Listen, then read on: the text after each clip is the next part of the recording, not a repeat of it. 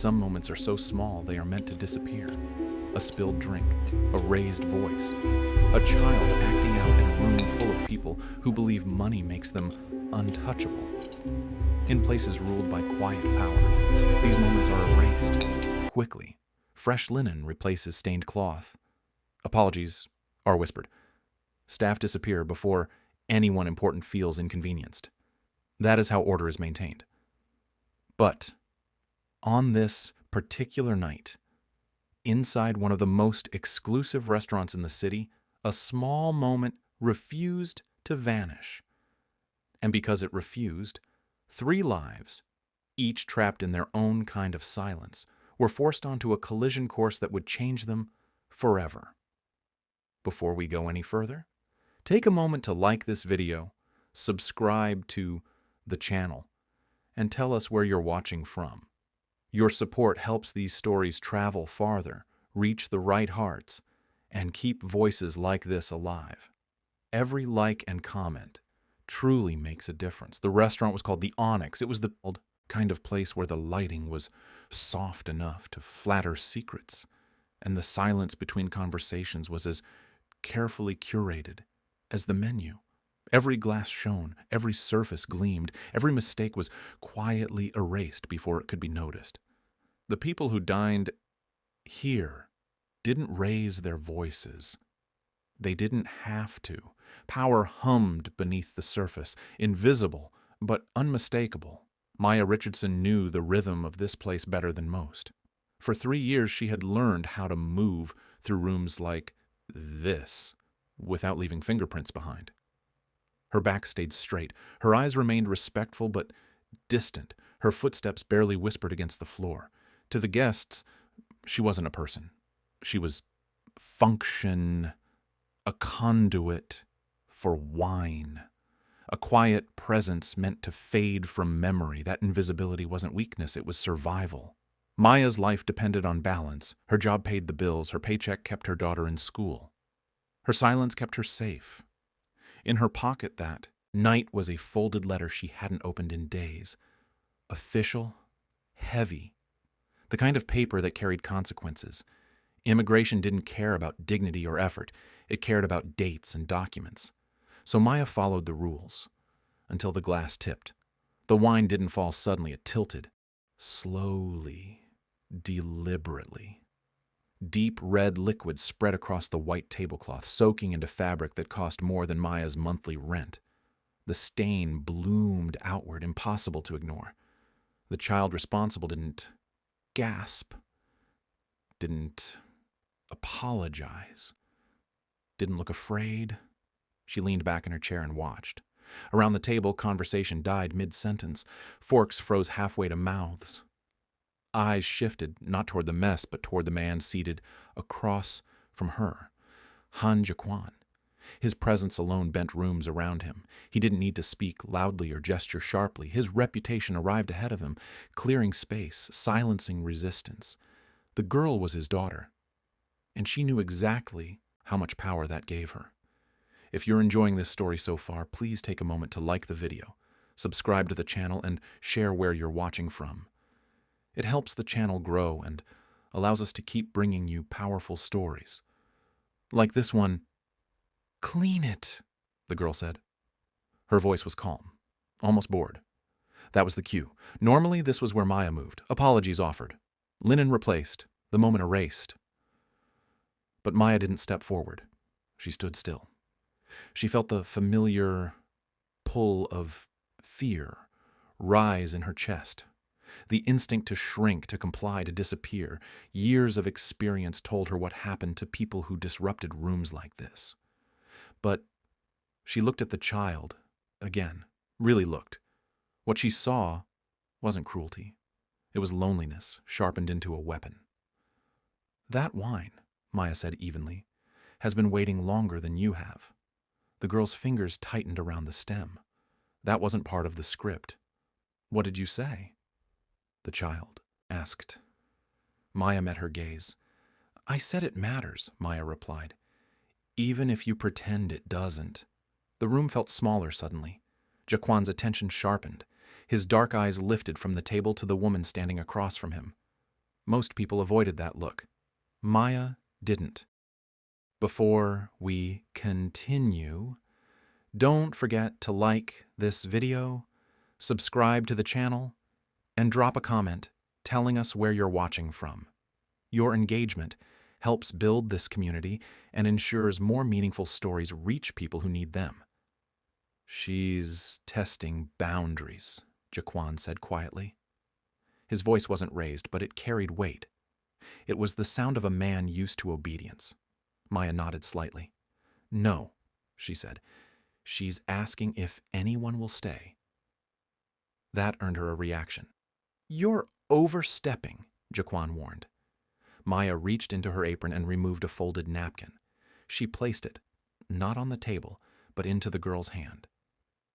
If you want this to be remembered, Maya said gently, don't run from it.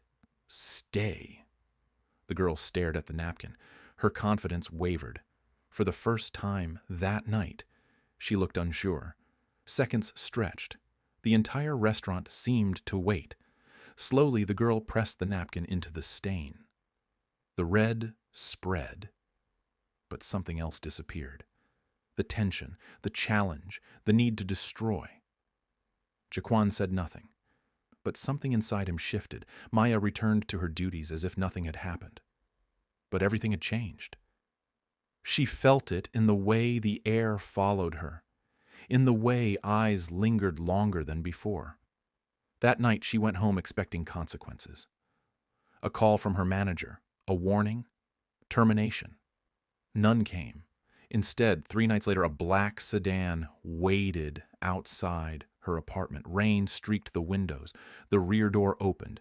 Get in, a man said from the shadows. Maya hesitated only a moment.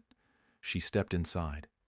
She didn't yet know she had crossed into a world where power demanded silence and love demanded courage. But she was done being invisible. As the story unfolds, I invite you to pause for a moment. Like this video, subscribe to the channel, and let us know where you're watching from. These small actions help support the work behind the scenes and allow more stories like this to be shared with the world. The door closed with a soft, final sound. The interior of the car smelled like leather and restraint. Everything was clean, controlled, designed to make the outside world feel irrelevant. Maya kept her hands folded in her lap. Jaquan didn't look at her right away. He stared through the windshield as rain slid down the glass, turning streetlights into distorted halos. I fired 6 people in 4 months, he said finally. Maya remained silent. They were qualified, he continued. Educated, experienced, some of them expensive. Still, Maya waited. They all failed, he said, because they were afraid.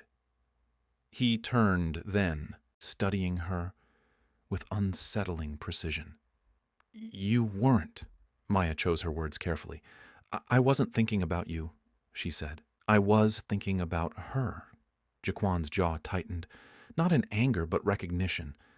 Everyone looks at my name first, he said. They forget. Gia. She hasn't, Maya replied. The car slowed at a red light. Jaquan reached into his jacket and removed an envelope. Thick, heavy. 3 months, he said. Live at my estate, full authority over my daughter's daily life. Maya stared at the envelope. And if I say no? She asked. Jaquan's voice dropped. You go back to being unseen. Before we continue, don't forget to like this video, subscribe to the channel, and drop a comment telling us where you're watching from. Your engagement helps build this community and ensures more meaningful stories reach people who need them. Maya thought of her daughter asleep in a small bedroom, of the unopened letter, of how close everything was to falling apart. You don't want obedience, Maya said quietly. You want peace. Jaquan looked away. I want her safe, he admitted. Maya nodded. Then don't hire me to control her, she said. Hire me to stay. Silence filled the car. Jaquan handed her the envelope. You start tomorrow. The Han estate didn't announce itself. It revealed itself slowly. Tall iron gates parted without a sound, opening onto manicured grounds that looked untouched by time or weather. The driveway curved through trimmed hedges and silent fountains. Maya felt something shift in her chest. This wasn't wealth. This was isolation dressed as luxury. Inside, the air smelled faintly of polish and cold stone. No laughter, no clutter, no signs of life beyond function. Jaquan didn't offer a tour. She's upstairs, he said, waiting. The room was enormous. Shelves overflowed with toys that looked untouched, dolls still in boxes, games, unopened, art supplies, pristine. At the center of the room sat the girl. Her posture was rigid, her expression unreadable. Between her and Maya lay shattered porcelain. I broke it, the girl said flatly. It was expensive. Maya stepped closer and sat in a nearby chair. I can see that, she replied. You'll be blamed, the girl added. Maya shrugged. I'll survive. You should be scared, the girl said. I am, Maya answered. Just not of you. The girl frowned. My father can ruin people. Maya leaned forward slightly. So can loneliness, she said. The girl's composure cracked for half a second. You're lying, she snapped. Everyone leaves. Maya met her gaze. I'm still here. The girl clenched her fists. I can tell him you hit me. Maya nodded. You could, she said, and then you'd still be alone. The girl's breath hitched. Slowly, she lowered herself to the floor beside the broken vase. Hussy, didn't cry, but she didn't threaten anymore either. From the doorway, unseen, Jaquan watched. And for the first time in years, he didn't step in. Maya didn't clean the mess. She stayed. And in a house built on silence, that choice echoed louder than any command ever had. Morning arrived quietly at the Han estate, not with laughter or the sound of hurried footsteps, but with stillness. Sunlight filtered through tall windows and rested gently on polished floors that reflected nothing back. Maya woke early. Years of responsibility had trained her body to rise before comfort could tempt it to stay. She dressed simply, tied her hair back, and stepped into a house that still felt like it was holding its breath. The staff nodded politely, but said little. They moved with precision, avoiding unnecessary interaction. This wasn't a place where people lingered. Maya took note. Places like this didn't fear chaos. They feared connection. Beyond the back doors lay a garden most people never saw. It wasn't ornamental. It wasn't staged. It was alive. Rows of herbs grew beside flowering plants. Vegetables pushed through rich soil, their leaves imperfect but vibrant. Someone had tended this space with care, not presentation. The girl stood at the edge of the path, watching Maya take it in. You can't touch anything, she said sharply. It's not yours. Maya knelt anyway. Neither is the sky, she replied. But we still look at it. The girl followed reluctantly. Maya didn't give instructions. She handed the girl a small watering can and returned to loosening soil around a tomato plant. Minutes passed. The girl poured water too fast at first, splashing dirt onto her shoes. She scowled, expecting criticism. None came. Maya continued working. Eventually, the girl slowed her movements. The silence shifted from tense to tentative. Before we continue, don't forget to like this video, subscribe to the channel, and drop a comment telling us where you're watching from. Your engagement helps build this community and ensures more meaningful stories reach people who need them. My grandmother used to grow mint, Maya said softly. She said it was stubborn. No matter how many times you cut it back, it returned. The girl glanced at her. Why tell me that? Maya smiled faintly. Because people are like that too. The girl scoffed. I'm not. Maya met her eyes. Not yet, she said. But you will be. The girl kicked a small stone into the dirt. You'll leave, she said suddenly. They all do. Maya didn't rush to contradict her. I might, she admitted, but not today. The honesty disarmed the girl more than reassurance ever could. Why stay at all? The girl asked. Maya wiped her hands on her jeans. Because someone stayed for me once, she said, and it changed everything. From an upstairs window, Jaquan observed. He had built empires by predicting behavior, by reading markets and men alike. But this quiet transformation confused him. No raised voices, no rules enforced, no punishments issued, and yet his daughter remained. For the first time, she wasn't testing limits. She was listening. What happens if the plants die? The girl asked. Maya shrugged. Then we learn, she replied, and try again. The girl considered that. No one ever lets me try again. Maya stood. Then let's start with this, she said, handing her seeds. The girl took them carefully, as if they might break. Later that afternoon, the girl didn't retreat to her room. She followed Maya through the house. She asked questions. Small ones, careful ones, dangerous ones. Do you miss your family? Yes. Why don't you talk about them? Because missing hurts. The girl nodded, understanding far too well. That night, as Maya closed her bedroom door, she found something placed neatly on the floor outside. A single mint leaf, fresh, alive, and no longer guarded. The school didn't look like a place where mistakes were forgiven. Its gates were tall, its walls immaculate. Banners bearing mottos about excellence and discipline hung neatly along the walkways. Parents arrived in polished cars, speaking softly into phones, already halfway to their next obligation.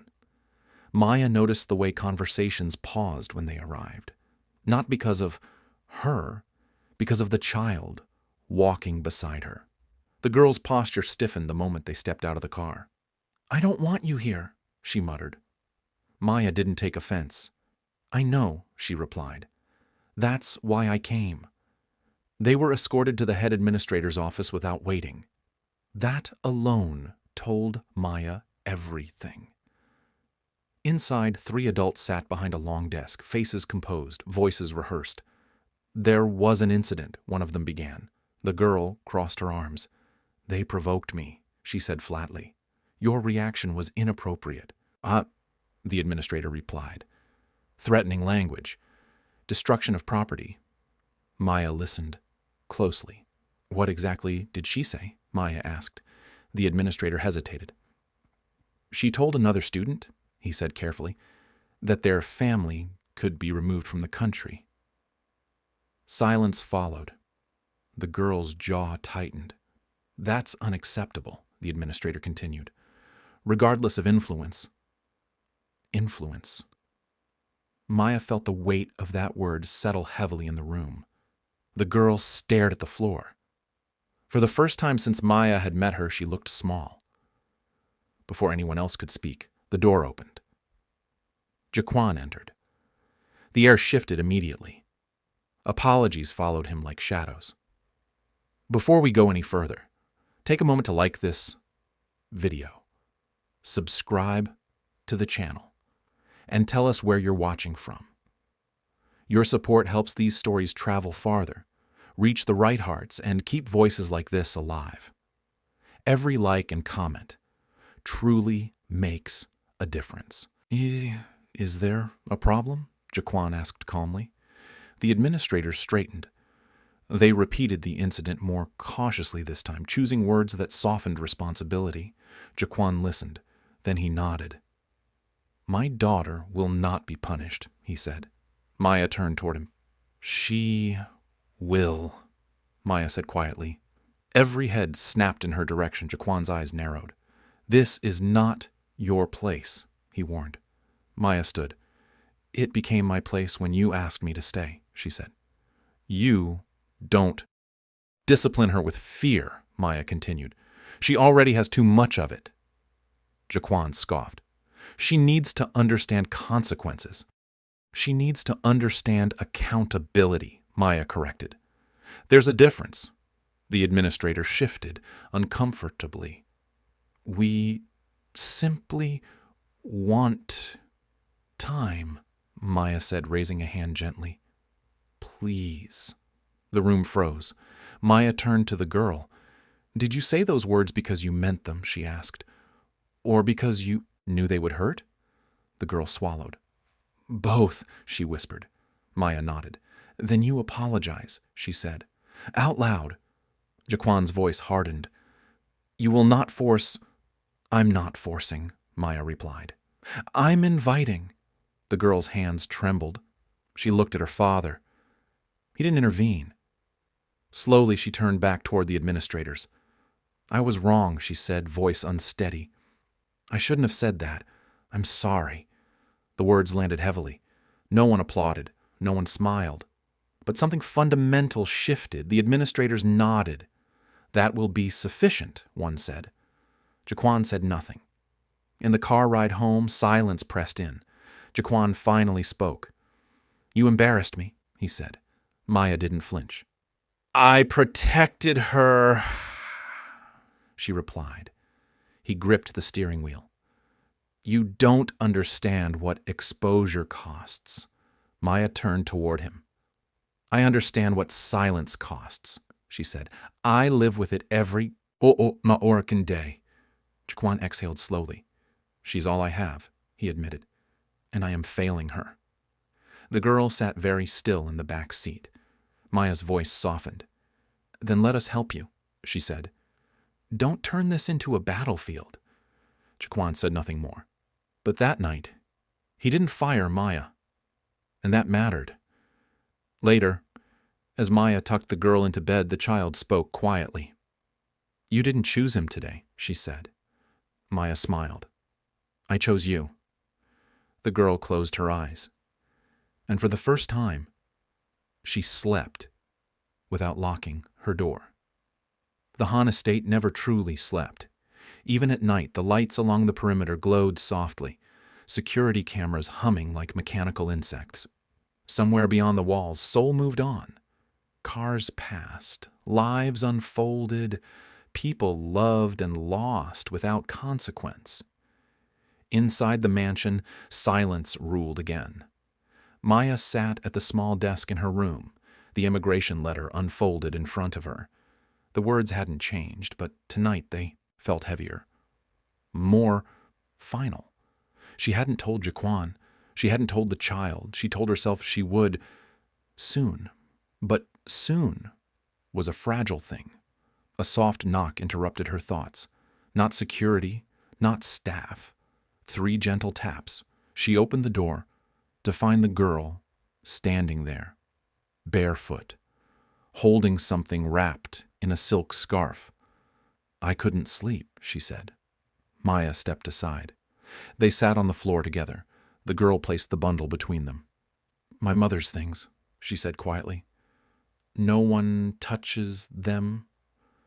My father says they're unstable. Maya didn't ask what that meant. The child unwrapped the scarf carefully. Inside was a small wooden music box, chipped at the corners.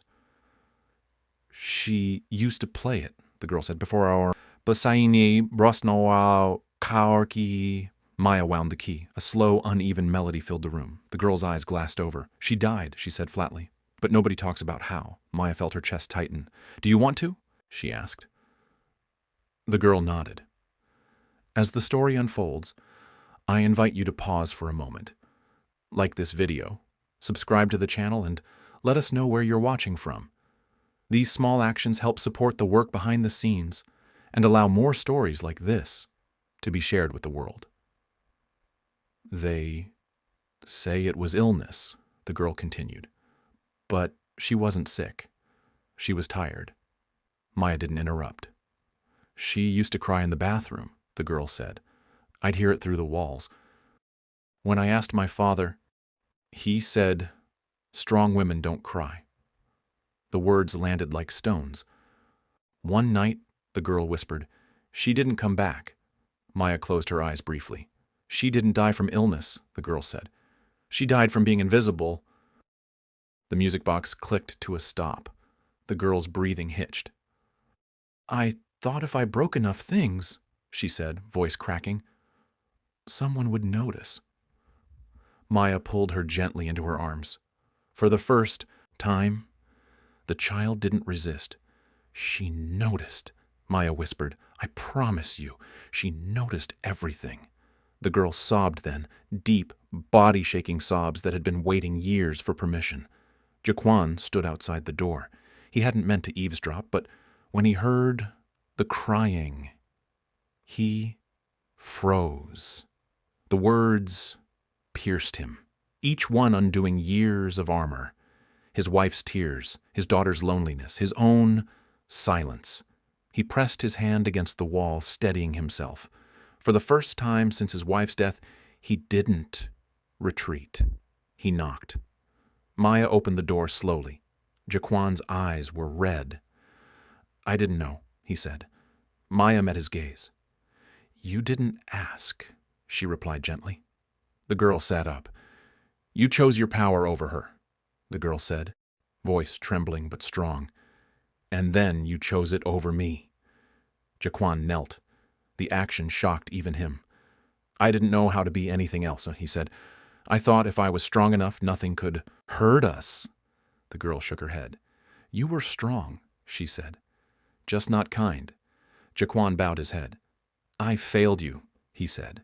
The words echoed. They were not a negotiation, not a strategy. They were truth.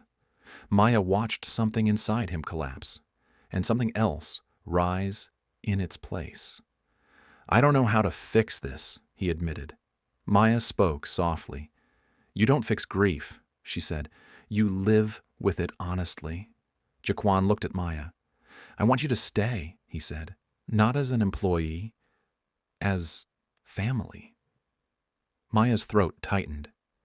There are things you don't know about me, she said. Things that make staying complicated. He nodded. Then we learn them, he replied. Together. The girl reached for Maya's hand. Please, she whispered. Maya squeezed back. I'll stay, she said, for now. That night the mansion felt different, not lighter, but warmer. And somewhere deep in the estate, a music box played again, its broken melody no longer lonely. The truth didn't come with drama. It arrived quietly. A thin envelope slid across the dining table the next morning, its edges worn from being carried too long. Maya didn't speak as she handed it to Jaquan. He opened it, read it, then read it again. Expiration dates, legal language, uncertainty. You're undocumented, he said softly. Temporarily, Maya replied. But yes. The word carried weight. In his world, documents were weapons. Lives ended over less. I wasn't supposed to stay this long, Maya continued. I took the job because I needed time. For my daughter. For myself. Jaquan looked up. You have a child? Maya nodded. She's with my sister in Georgia. Every night I tell her I'm coming home soon. Every night I lie. The room was still. The girl stood frozen near the doorway. You're leaving? She asked. Maya's chest tightened. I don't know, she said honestly. But I won't. Ye disappear. Jaquan's phone vibrated. Once, then again. Messages from men who whispered instead of spoke. They think I'm losing my edge, he said. They think you're a weakness. Maya didn't respond. She already knew. They want me to remove you, he continued. Quietly. The girl stepped forward, panic rising. No, she said. You promised. Jaquan closed his eyes. When he opened them, something had changed. No one touches her, Jaquan said firmly. The words were final, not a warning. A declaration. They can take their fear elsewhere, he added. I'm done ruling through silence. Maya stared at him. You'd risk everything? She asked. He nodded. I already lost the one thing that mattered when I chose power over love, he said. I won't make that mistake again. Later that day, Jaquan made a call he'd avoided for years, not to a rival, not to an enforcer, but to a lawyer specializing in humanitarian exemptions. Fix her papers, he said. Legally, there was a pause. It will take time, the voice replied. Then take it, Jaquan said. She's worth it. Maya packed anyway, not because she planned to leave, but because ghosts didn't trust promises. The girl watched silently. You'll still garden with me tomorrow? She asked. Maya smiled. Yes, she said, and the next day. The girl nodded, satisfied. Weeks later, spring arrived quietly at the Han estate. The hibiscus bloomed. The magnolia stood tall. The girl laughed freely now, her voice no longer sharp with hunger for attention. Jaquan watched from the terrace, sleeves rolled up, dirt under his nails for the first time in his life. Maya stood beside him, not as a ghost, not as hired help, but as someone seen. Some stains don't wash out. They teach. Some power doesn't dominate. It protects. And sometimes the most dangerous thing a man can do is choose love over fear. If you found this story interesting, don't forget to like the video, subscribe to the channel, and share where you're watching from. It helps the channel grow and allows us to keep bringing you powerful stories like this one. See you in our next video.